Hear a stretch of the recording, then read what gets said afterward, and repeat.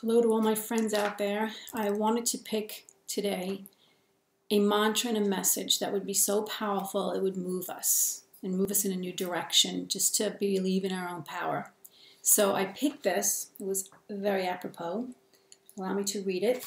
This is my mini book of Mighty Mantras, by the way, page 95 if you have the book. We are, each and every one of us, very special, but how many of us believe it? We are inordinately gifted, but are we all using the gifts we were given? We are individual and unique, but do we often follow rather than lead? Are we living each day allowing ourselves to reach higher, dig deeper, and expand beyond the ordinary? When we answer with a no to these questions, then we are not living up to our potential. We are instead existing in the consequential, by actually waiting for each minute to unfold. Today, we can change all that. And the mantra is, I am aspiring to be all that I am here to be. So I think it's awesome to understand that, we are here in this moment thinking that we're supposed to be doing what we're doing and living our life, and maybe we're happy, maybe we're not, maybe we think we're doing the best job and we're in the most magnificent career we could be in, or maybe we're living with a little bit of emptiness. Either way, we can always say, is there more? Did I come to this earth? Am I here to do even more with my life? That shouldn't make me feel pressured, but it should make me feel excited, because there may be a dimension that I haven't tapped into yet, because I'm in my human head, existing, surviving, paying bills, raising children, whatever it is that we're doing. And that would be the best scenario. The worst case scenario is we're barely existing and we're in depression or anxiety or something like that. And I guess the best case scenario would be asking that question every day and actually living the life that we know we're living, the life we came here to live. So any variation in between, if you're there, you could start asking that question without pressure, just to understand another dimension that might be there. And if you are in a depressive state, an anxiety-ridden state, I'm here to tell you that I was there once due to disease. And I wanted out of here. I did not want to be in pain. I did not want to exist in the disease body that I was in. And I was like, I want to go. And I had this amazing outer soul experience. That's all I can call it. I didn't know what else to call it. In fact, I was hearing that in my head. People have outer body experiences after they die. But I was still here, but I was almost dead. I was living in a crazy existence in a body that was barely functioning. And I said, okay, God, I'm ready to go. You can take me, because there's no reason for me to be here. And I was just assuming God was going to take me because that's where I was headed. That was Crohn's disease, and it was just in a really bad state. And all of a sudden, I had this weird vision in the corner of the room. It was literally in the corner, up towards the ceiling. I heard the word firmament. I didn't know what that meant at the time. I heard it was 40 feet away. Didn't understand that either. I mean, it was right in my room, and my room was only about 14 feet, long. And I was being told that this was my soul when I asked what it was. It was a willowy kind of strange substance in the side of the room, like an energy. Anyway, I said, okay, well, why am I here? Why are you here? And I was told, it's not your time to go. And I asked why, because I was sick enough to be ready to go.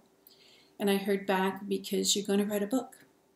And I was like, really? Because I was a writer, struggling writer at the time. I was writing tons of articles and things like that and website stuff, but I didn't have a book yet. And I said, okay. I was interested in hearing what they were saying, this voice that was talking to me. What am I going to write? What's the name of the book?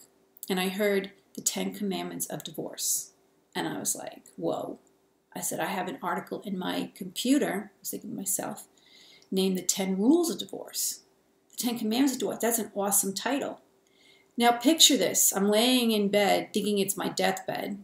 I have no reason to keep going. I'm in so much horrific pain that I can't even breathe. I have so little wherewithal. No oxygen, because I had no blood in me. That's how sick I was and how long I was bleeding for. And I'm being told that I'm going to write a book by supposedly my soul, through a voice that I was hearing in my head, literally. So I perked up, though. That was weird, because I guess because I had a purpose. And I suddenly decided to call my son and take me to the hospital. And he did. That day I did go. And upon arriving there, they realized from blood work and everything that I had no respiration and I had no blood in my system. I had less than half the blood you needed to survive as a human. And the doctor said to me, you know, if you would have gotten a bloody nose on the way to the hospital, you would have died. That's how close you were. And of course, they filled me up with everything you can imagine, put me on prednisone to try to get me back. And within days, I was like recuperating. And they were pretty amazed at how fast it was going.